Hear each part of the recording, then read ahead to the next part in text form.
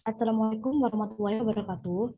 Perkenalkan, kami dari kelompok A, mata kuliah instrumentasi medis dengan anggota 1. Wahyu Wirayuda dengan NIM 001, Cindy Ruanda Astuti dengan NIM 014, dan Ayu Kurnialis dengan NIM 033. Di sini kami akan menjelaskan mengenai topik pressure cuff methods.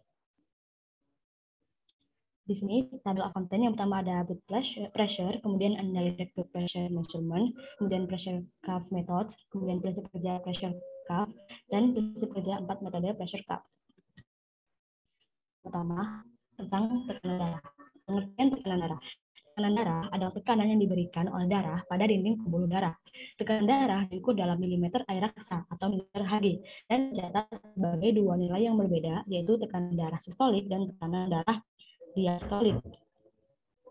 Tekanan darah, parameter tekanan darah diukur berdasarkan dua kondisi berbeda, yaitu sistolik dan diastolik. Tekanan sistolik adalah tekanan yang dihasilkan otot jantung saat mendorong darah dari ventrikel kiri ke aorta, yaitu tekanan pada saat otot ventrikel jantung memompa. Sedangkan tekanan diastolik adalah tekanan pada dinding arteri dan pembuluh darah akibat mengendurnya otot ventrikel jantung, yaitu tekanan pada saat otot atrium jantung kontraksi dan darah menuju ventrikel, atau dengan kata lain, pembuluh darah jantung selesai memompa. Misalnya tekanan darah sangat bergantung pada elastisitas kelenturan dan tebal dinding dari pembuluh darah arteri.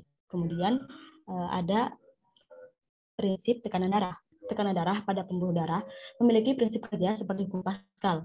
Peredaran darah berada di dalam pembuluh darah yang merupakan ruang tertutup, sehingga tekanan pada pembuluh darah berlaku prinsip hukum Pascal yang berbunyi tekanan yang diberikan pada zat cair di dalam ruang tertutup akan diteruskan oleh zat cair itu ke segala arah dengan sama besar dengan rumus P sama dengan F per A, di mana F adalah gaya dengan satuan Newton dan A adalah luas dengan satuan meter kuadrat. Satuan kanan adalah Newton per meter kuadrat yang disebut dengan Pascal. Kemudian sedangkan besarnya tekanan pada ketinggian yang berbeda dirumuskan dalam hukum hidrostatis, yakni pH sama dengan P0 ditambah rho GH, di mana P adalah tekanan dalam Pascal, 0 merupakan tekanan pada titik referensi, rho adalah densitas fluida dalam satuan kilogram per meter 3, D adalah percepatan gravitasi, dan H adalah ketinggian relatif terhadap titik acuan dalam. Next.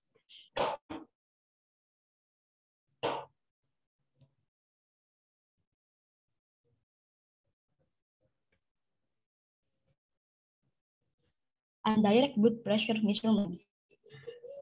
Jadi pengukuran tekanan darah itu dapat dua macam. Yang pertama dengan metode langsung, yakni membutuhkan perawatan medis, atau dia dilakukannya di dalam tubuh, dan kedua dengan metode tidak langsung atau tidak membutuhkan perawatan medis, dia dilakukan di luar tubuh. Metode yang digunakan pada teknik invasif atau metode langsung adalah metode kateterisasi atau artery cannulation, yaitu dengan memasukkan kanula arteri lewat pembuluh intravena pasien. Teknik invasif ini atau metode langsung memungkinkan pengukuran tekanan darah dilakukan secara terus-menerus dan akurat, tetapi hal ini sangat tidak nyaman karena melukai pasien bekas luka, berpotensi menyebabkan infeksi bagi pasien. Sedangkan teknik invasif ini adalah teknik pengukuran tekanan darah dengan menggunakan cuff atau manset dan sphygmomanometer atau tensimeter. Di sini metode langsung untuk mengukur tekanan darah arteri hanya dilakukan pada hewan dengan alat kimograf. Tekanan darah dapat direkam secara kontinu dalam bentuk grafik. Sedangkan metode tidak langsung digunakan untuk mengukur tekanan darah arterial pada manusia maupun hewan. Nah, alat untuk mengukur tekanan darah manusia adalah tensimeter atau sphygmomanometer. Stetoskop diperlukan untuk mengukur tekanan darah menggunakan tensimeter. Untuk mengukur tekanan darah biasanya digunakan arteri branchialis karena kemudahannya, di mana manset lengan dilanjutkan mengelilingi lengan di atas fossa cubiti. Nah, metode langsung akan mengukur tekanan darah dengan menggunakan cuff atau manset dan manometer. Kemudian prinsip kerja pressure cuff. Prinsip kerja pada tensimeter digital sama saja dengan tensimeter pada umumnya. Hanya saja perbedaan proses pengoperasiannya dilakukan secara otomatis dan kemudian di seluruh hasil dari pengukuran ditampilkan pada layar LCD. Pada umumnya, tekanan darah orang dewasa berkisar antara 100 sampai 130 mm Hg untuk tekanan sistolik, sedangkan 60 sampai 90 mm Hg untuk tekanan diastolik. Kerjanya yang pertama ini menggunakan manset pada lengan atas, kemudian mengencangkan manset, kemudian saat pengukuran duduknya harus tenang, tegak, dan kaki menapak di lantai.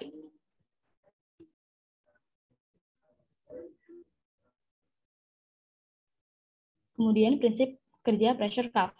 Yang pertama, prinsip kerja tensimeter pegas. Yang kedua, prinsip kerja tensimeter digital.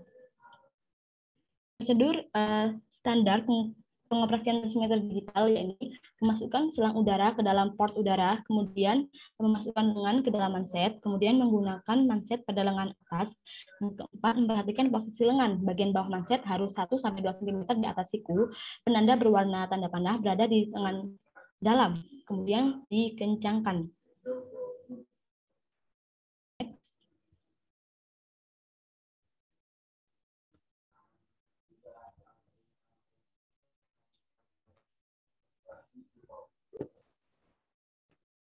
Selanjutnya adalah cara menggunakan tensimeter.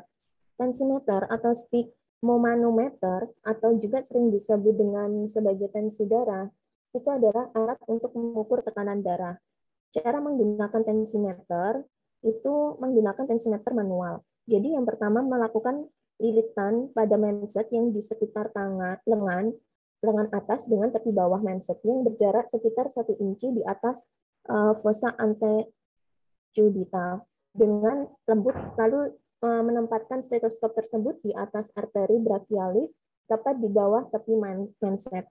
Kemudian memompa atau mengembangkan manset dengan cepat namun teratur sampai tekanan 180 mmHg itu untuk dewasa. Kemudian menurunkan tekanan udara pada manset secara perlahan dengan membuka katup pada pompa. Setelah itu kecepatan pada penurunan tekanan itu sekitar 3 mm per detik. Selanjutnya menetapkan lalu membuat dengarkan dengan stetoskop. Dan suara detak pada Korotkoff pertama itu adalah tekanan sistolik pasien. Kemudian saat suara detak itu hilang, maka tekanan diastolik itu merupakan tekanan diastolik. Contohnya adalah 120/80 mmHg. Selanjutnya.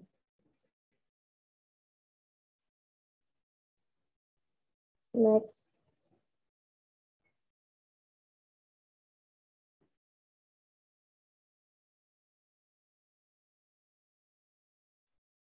Kesalahan umum dalam pembacaan tekanan darah dengan metode tidak langsung atau metode cuff. Yang pertama adalah menggunakan ukuran manset yang salah. Kemudian posisi pasien yang salah. Dan ketiga itu adalah penempatan manset yang salah. Keempat adalah prasangka pada pembacaan normal. Dan kelima itu adalah tidak memfaktorkan unit elektronik dengan benar. Next.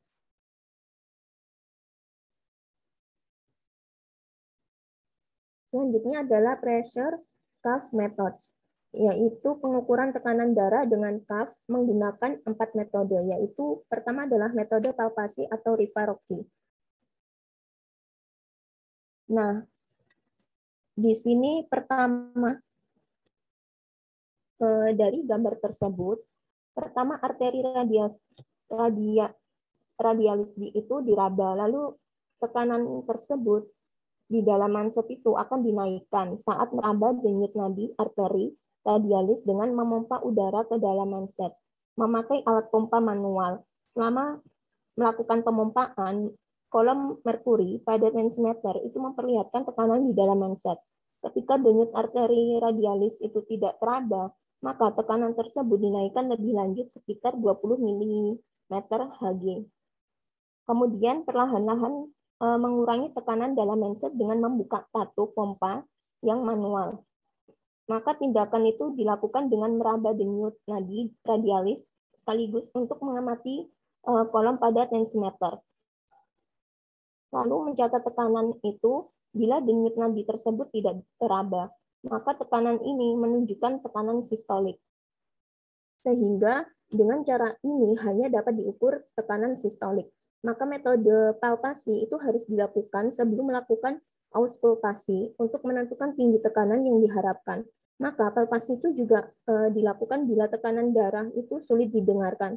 Tetapi dengan palpasi itu tekanan diastolik tidak dapat ditentukan dengan akurat. Maka gambar yang di samping itu adalah metode palpasi untuk mengukur tekanan sistol atau palpasi arteri radialis untuk menentukan tekanan sistolik yang teraba. Next.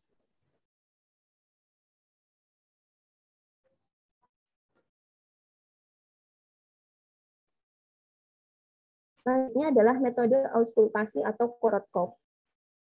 Pada gambar di samping itu merupakan gambar metode auskultasi untuk mengukur tekanan sistol diastol. Nah, metode auskultasi itu merupakan metode yang paling akurat untuk menentukan tekanan darah arterial. Dengan cara ini dapat diukur tekanan darah sistolik maupun tekanan diastolik. Cara ini membutuhkan alat stetoskop. Maka kedua tekanan sistolik dan diastolik itu dapat diukur dengan metode ini. Dengan cara mendengar atau auskultasi bunyi yang timbul akibat aliran turbulen dalam arteri yang disebabkan oleh penekanan mindset pada arteri tersebut. Dalam cara auskultasi ini harus diperhatikan bahwa terdapat suatu jarak yang paling sedikit itu adalah 5 cm. Maka antara mindset dan tempat itu meletakkan stetoskop. Sehingga bunyi yang terdengar itu disebut dengan bunyi Korotkov. Next.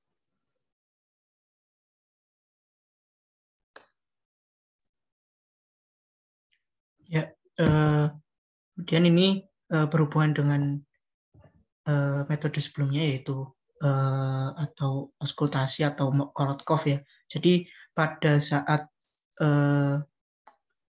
dikempeskan seperti itu akan nanti akan menimbulkan rangkaian suara. Nah, rangkaian suara tersebut dibagi menjadi 5 fase.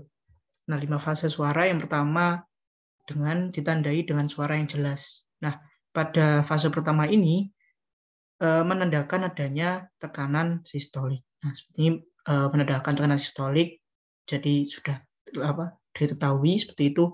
Nah, kemudian nanti fase kedua suara bisikan terdengar. Nah, fase ketiga dan keempat, nah ini perubahannya mulai terjadi di mana suaranya mulai melemah. Nah, ini biasanya terjadi pada 10 mm Hg di atas tekanan darah diastoli yang sebenarnya. Nah, ini fase ketiga dan fase keempat. Nah, untuk fase yang kelima, ini suaranya mulai hilang dan menunjukkan tekanan darah diastolik. Nah, di sini untuk metode ini sehingga nanti didapatkan untuk tekanan sistoliknya dan juga tekanan diastoliknya sesuai dengan fase rangkaian suara ini. Next.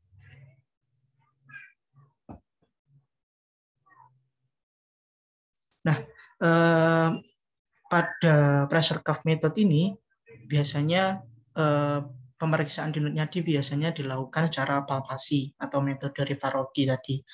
Nah, pada palpasi ini pemeriksaannya yaitu dengan meraba, menyentuh, dan merasakan struktur dengan ujung-ujung jari.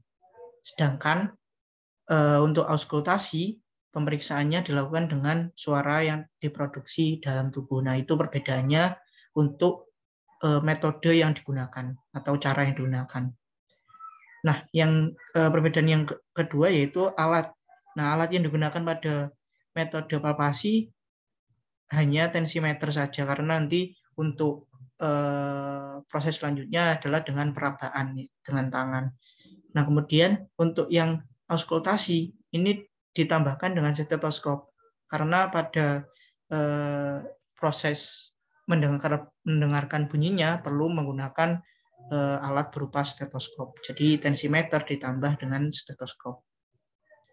Nah, perbedaan yang ketiga, nah palpasi ini hanya dapat mengukur tekanan sistolik, dan kalau mengukur tekanan diastolik akan tidak akurat.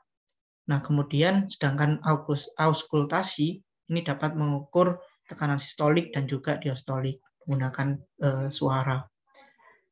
Perbedaan yang keempat yaitu cara mendapatkannya, cara mendapatkan tekanan sistolik dan diastolik. Nah, ini untuk medopapasi atau Rivaroki mendapatkan tekanan sistolik ketika denyut nadi, ketika mansetnya tadi tensimeternya dipompa sampai tekanan tinggi, terus nanti dilepas, nah nanti akan mulai terasa denyut nadinya. Ketika tekanan pada cuff-nya itu lebih rendah dari tekanan dari ininya denyut arteri radialisnya, seperti itu. Nanti akan mendapatkan nilai dari tekanan sistoliknya. Nah, kemudian untuk auskultasi ini mendapatkan tekanan sistolik ketika terdengar suara nadi pertama. Ini seperti yang tadi ya pada fase pertama. Nah, kemudian akan menghilang sampai nanti didapatkan tekanan tekanan diastolik pada fase kelima saat suaranya hilang, seperti itu. Next.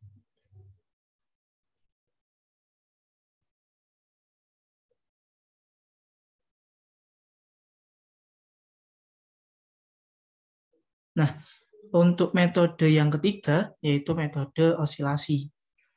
Nah, di sini untuk metode osilasi pembuluh darah arteri akan mengalami oklusi apabila tekanan dalam manset dinaikkan hingga di atas tekanan sistolik.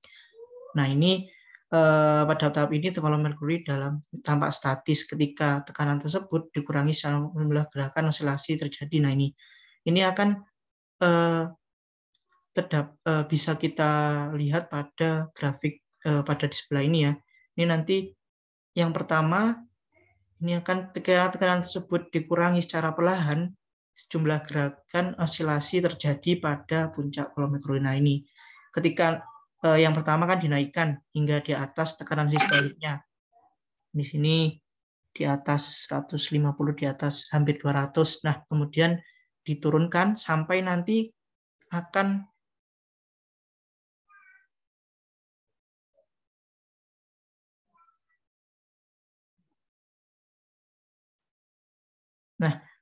ketika tekanan tersebut dikurangi secara perlahan, jumlah gerakan osilasi tersebut akan muncul. Nah, ini ditandai pada grafik di sini. Dan ketika naik terus turun, nah ini akan terjadi osilasi. Nah, ini merupakan ini ya perbesarannya untuk ini. Nah, ini osilasinya ada. Nah, ketika masih dikempeskan lebih lanjut, secara mendadak terjadi peningkatan amplitudo dan durasi osilasi. Nah, ini amplitudenya ketika di sini masih kecil, nah kemudian ketika dikempiskan lebih lanjut, amplitudenya semakin besar. Nah, tekanan sistolik ditunjukkan oleh peningkatan amplitudo dan durasi osilasi ini. Nah, ini akan ditunjukkan dengan adanya tekanan sistolik yang ada. Nah, amplitudo dan durasi akan berkurang apabila tekanan dalam manset diturunkan. Nah, keadaan ini mencerminkan tekanan diastolik. Nah, ini kan tadi sistoliknya udah ketemu ya, terus ketika tekanannya diturunkan lebih lanjut, ya ini ketikanya diturunkan, nah ini diastoliknya muncul seperti itu. Jadi ketika amplitudonya berkurang, nah itu berarti nanti dijadikan acuan bahwa adanya atau ditentukannya tekanan diastolik. Jadi tekanan sistoliknya ada dari amplitudonya tadi yang peningkatan tadi, terus turunannya, kalau penurunannya berarti nanti diastolik, seperti itu. Nah, metode ini tidak dikerjakan dalam praktik rutin klinik dikarenakan ketidakakuratannya. Jadi nanti kan memang ini kan amplitudo dari gelombang ya. Jadi untuk keakuratannya kurang.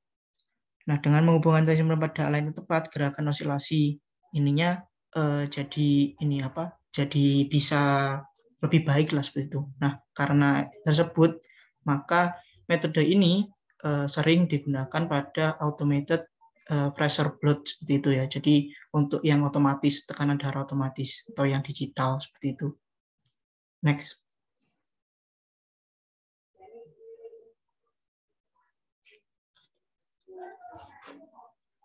Nah, untuk yang metode yang keempat yaitu continuous vascular unloading. Nah, prinsip ini mendeteksi perubahan volume darah di jari. Nah, ini dengan alat yang namanya plethysmographic.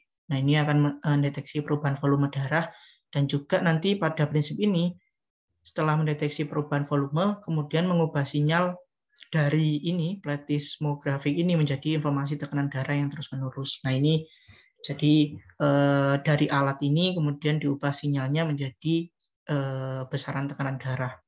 Nah, perubahan volume darah disebabkan oleh pulsasi darah di arteri, seperti itu dideteksi oleh sensor inframerah.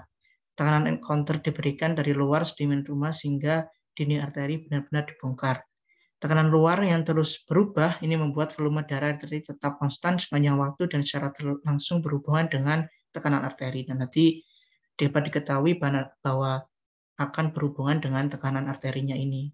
Oleh karena itu, tekanan intraarterial diukur secara tidak langsung. Nah, karena kan secara tidak langsung, mengapa? Karena diukurnya melalui perubahan volume darah dulu, kemudian nanti akan diketahui dengan berhubungan dengan tekanan arteri. Nah, nanti akan didapat tekanan darahnya. Metode ini sempurna untuk mengukur ritme tekanan darah dan gelombang denyut nadi selama sistem kontrolnya dirancang dengan baik. Nah, ini karena pada prosesnya ini secara tidak langsung ya, karena menggunakan alat ini dan juga nanti mengubah sinyalnya menjadi besar tekanan darah. Nah, ini nanti perlu adanya sistem kontrol yang dirancang seperti itu. Nah, ini nanti untuk membuat metode ini untuk pengukuran tekanan darahnya semakin baik seperti itu. Next.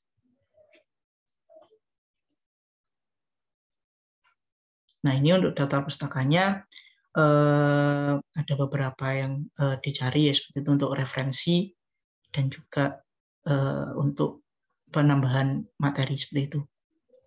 Next.